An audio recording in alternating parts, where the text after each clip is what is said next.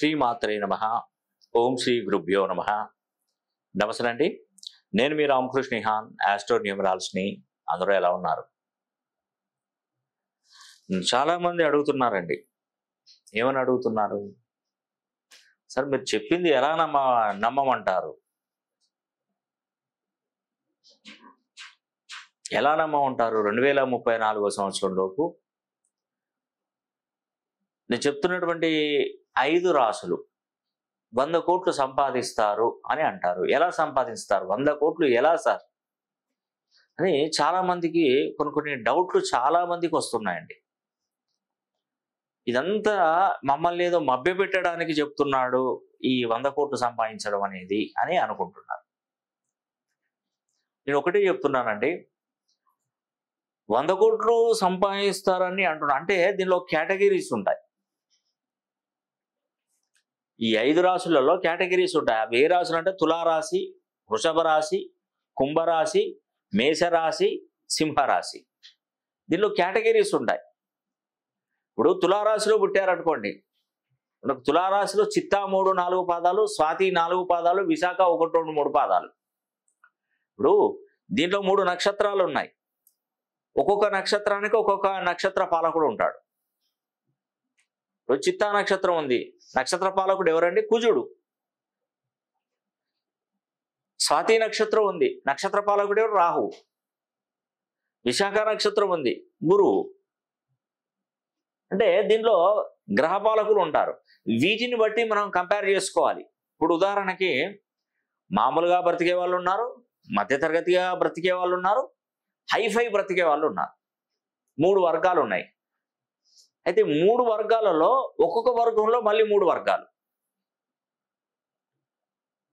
లోలో నార్మల్గా ఇల్లు, ఒక ఇల్లు ఉంటుంది, సమానం, ఒక చిన్న ఇల్లు ఉంటుంది. ఇక వాళ్ళకి ఆస్తిపాస్తులే ఉన్నాయి. లోలో మళ్ళీ ఒక దాన్ని. ఇక కొంతమందికి రెండవ లో పర్సెంటేజ్లో థర్డ్ కేటగిరీలో సెకండ్ పర్సెంట్ ఎట్లా ఉంటారంటే అసలు వాళ్ళకు ఇల్లు కాదు కదా, ఏముండదండి. రెంట్ హౌస్లలో బ్రతుకుతుంటారు. లోలో 2%. లోలో 3% ఎట్లా ఉంటారంటే వాళ్ళకు రెంట్ చెల్లించడానికి కూడా ఇల్లు ఉండడు, ఎక్కడైనా ఒక కాడ డేరా వేసుకొని ఉంటారు. 3వ ప్లేస్లో 3% అంటారు. ఇదొక కేటగిరీ, ఇదొక వర్గం. 2వ వర్గం హై. ఇప్పుడు మిడిల్ క్లాస్ అని చెప్తారు. మిడిల్ క్లాస్ అనేటువంటి వాళ్ళు ఏంటంటే ఒక గవర్నమెంట్ ఉద్యోగం చేసుకోవడం, ఒక ప్రైవేట్ ఉద్యోగం చేసుకోవడం, ఒక 10 ఎకరాల పొలమో, 5 ఎకరాల పొలమో, ఒక 3 ఎకరాల పొలమో ఇటు ఉద్యోగం చేసుకుంటూ దీంట్లో మిడిల్ క్లాస్ అని మనం అనుకుంటాం. కానీ మిడిల్లో 3 వర్గాలు ఉంటాయి. మళ్ళీ థర్డ్ వర్గంలో అంటే మనం మిడిల్గా ఉన్న ఫస్ట్ వర్గం ఎట్లా ఉంటారంటే సుమారుగా వాళ్ళకు నెలకు 1,00,000 రూపాయలు, 2 లక్షల సంపాదన ఉండి, ఆస్తిపాస్తులు ఉండి,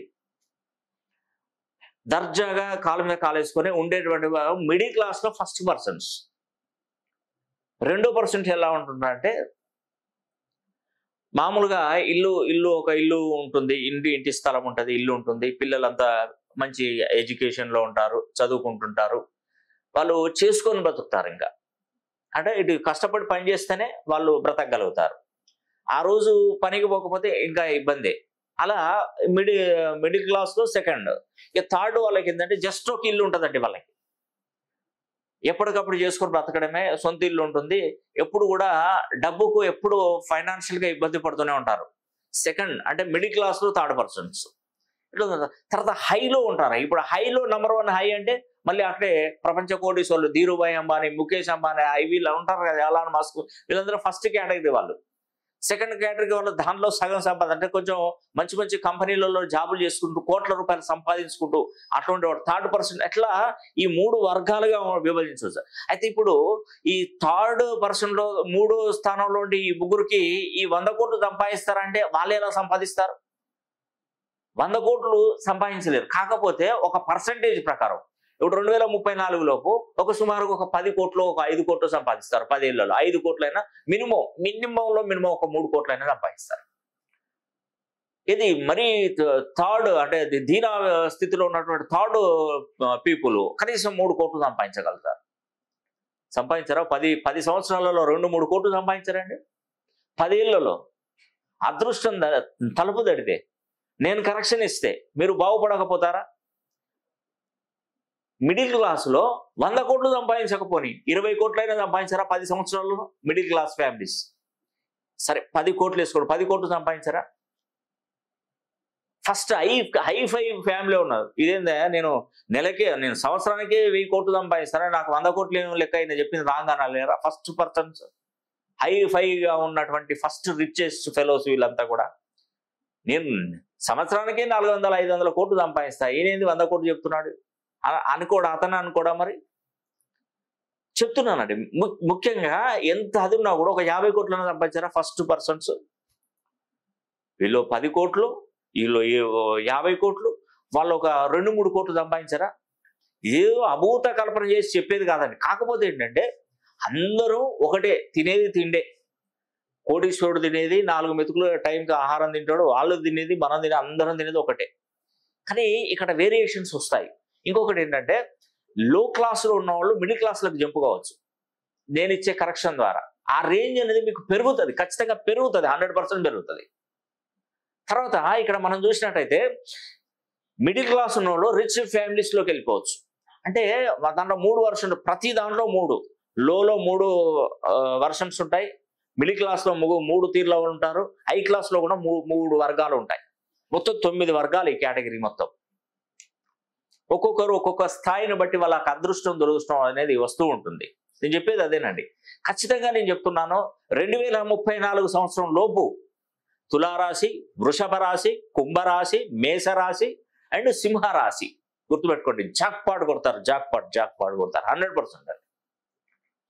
కష్టపడండి. నేను చెప్పేది అది. అయ్యా నేను ఇండియా కూర్చున్నాక 100 కోట్లు కావాలి, 1000 కోట్లు కావాలంటే ఎవరు తెచ్చిస్తారు? చెప్పండి, మీరే చెప్పండి. ఎవరు తెచ్చివ్వరు మనకు, మనం కష్టపడాలి. ఇప్పుడు చాలా మంది ఏమనుకుంటారు, అయ్యా మాకు 100 కోట్లు వద్దు, 200 కోట్లు వద్దు, నేను కష్టపడిన దానికి నాకు వచ్చే సొమ్ము కరెక్ట్గా వస్తే చాలంటారు. ఇది 100% నిజం. ఎవరు అట్లా కోరుకుంటారో వాళ్ళు నిజంగా మంచి అదృష్టవంతులండి, నిజంగా చెప్తున్నాను.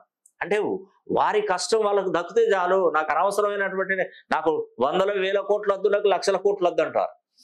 నేను ఇది కష్టపడుతున్నా, నా కష్టానికి తగ్గ ఫలితాలు నాకు రావాలి, అది మిగులుబాటు ఉండాలి. నా పిల్లల్ని బాగా చదివించుకోవాలి, నేను మంచి ఇల్లు కట్టుకోవాలి, హ్యాపీగా ఉండాలి, ఎవరిని చేయి చాచి ఒక పైసా అడగకూడదు అనేవాళ్ళు ఎంతమంది ఉన్నారండి? చాలా మంది ఉన్నారు. నేను చెప్తున్నాను, నాకు 100 కోట్లు 200 కోట్లు వద్దండి, నాకు పిల్లలు వాళ్ళకి చదువులోకి వెళ్తే సరిపోతుంది, నాకు మంచిగా హ్యాపీగా ఉంటే సరిపోతుంది అనుకునే వాళ్ళు చాలా మంది ఉంటారు. ఇంకొకటి అండి, పొద్దున్న లేచి చాలా మంది 2 చేతులను చూసుకొని భగవంతుడు నాకు అప్పు లేని జీవితాన్ని ప్రసాదించమని అడిగిన వాళ్ళు కూడా చాలా మంది ఉంటారు. నిజమండి, మనకు డబ్బులు మనం కోరుకున్నారంటే ఉన్న అప్పులు తీర్చుకున్న వాళ్ళు చాలరా నాయన అనుకున్న వాళ్ళు కూడా చాలా మంది ఉన్నారండి. నేను ఖచ్చితంగా చెప్తున్నాను, ఎందుకంటే ఇవన్నీ నేను రీసెర్చ్ చేశానండి, చాలా రీసెర్చ్ చేశాను. ఇది కాదు, నేను అన్ని విధాలుగా పద్ధతుల ద్వారా చూస్తాను. నేమాలజీ, గ్రాఫాలజీ, సిగ్నేచరాలజీ, ప్రొనాలజీ, Indian western numerology, Indian western astrology, ప్రశ్నాశాస్త్రం, హస్తరేఖలు, గవ్వలు, తలపత్ర గ్రంథాలు, ఇలా అన్ని పద్ధతుల ద్వారా కూడా నేను పరిశీలన చేస్తాను. కాబట్టి సమస్య ఎంత పెద్ద సమస్య అయినా కూడా దాన్ని ఈజీగా మనం పరిష్కరించుకోగలుగుతాం. అన్ని విధాలుగా చూస్తాను. ఈ శాస్త్రాన్ని నేర్చుకునే ముందు మా గురువుల దగ్గర ఎన్ని సంవత్సరాలు కష్టపడ్డాను, ఎన్ని కష్టాలు, అసలు నిద్రలేని రాత్రులు గడిపారు. ఒక పూట భోజనం చేసి ఒక పూట భోజనం ఉపవాసం ఉండి కూడా ఈ శాస్త్రాన్ని నేను మొత్తం నేర్చుకున్నాను. అంతేనండి, నేనేదో నా భగవంతుడు వచ్చి నాకు విద్యాబుద్ధులు నేర్పించలేదు, భగవంతుడు వచ్చి నన్ను అధ్యయించలేదండి. ఒక మనిషి దగ్గర ఇంకొక మనిషి నేర్చుకోవడమే, అంటే ఒక గురువు దగ్గర మనం నేర్చుకోవడం. అంతేగాని ఏదో నేనే మొత్తం బ్రహ్మాండాన్ని ఏలేస్తాను, నేను చెప్పినట్టే మీరు వినాలనేది మాత్రం లేదండి. ఎవరికి టాలెంట్ ఉంటే వాళ్ళు చేస్తారు. నేను చెప్తున్నాను కదా, సిద్ధహస్తులు ఉంటారు. అందుకే నేను అనేది ఏంటంటే, ఏ పండితుడు వచ్చి ఎవరు వచ్చి ఏది అడిగినా కూడా నేను సమాధానం చెప్పే సత్తా నాకుంది, నేను చెప్పగలుగుతాను. ఏ శాస్త్రానైనా మీరు నా ముందు చెప్పండి, నేను చెప్పేస్తాను. ఆ హోప్తో నేను ఉన్నాను ఇప్పటి వరకు. అంటే ఒకరిని కించపరచని అవసరం లేదండి. కాకపోతే ఏంటంటే ఎవరి తలరాతను బట్టి, ఎవరి గ్రహచార బలాన్ని బట్టి వాళ్ళు వాళ్ళ స్థాయికి వెళ్ళిపోతూ ఉంటారు. నేను మాత్రం చెప్తున్నాను, 2034 సంవత్సరం లోపు తులారాశి, వృషభ రాశి, కుంభరాశి, సింహరాశి, మేషరాశి, ఈ 5 రాశులు 100 కోట్ల సంపాదన పరులు అవుతారు. దానిలో నేను చెప్పినటువంటి కేటగిరీ వైజ్గా ఉంటుంది. ఖచ్చితంగా మీరు బాగుపడతారు. ఈ వీడియో కనుక మీకు నచ్చినట్లయితే లైక్ చేయండి, షేర్ చేయండి, కామెంట్ చేయండి. సర్వే జన సుఖినో భవంతు.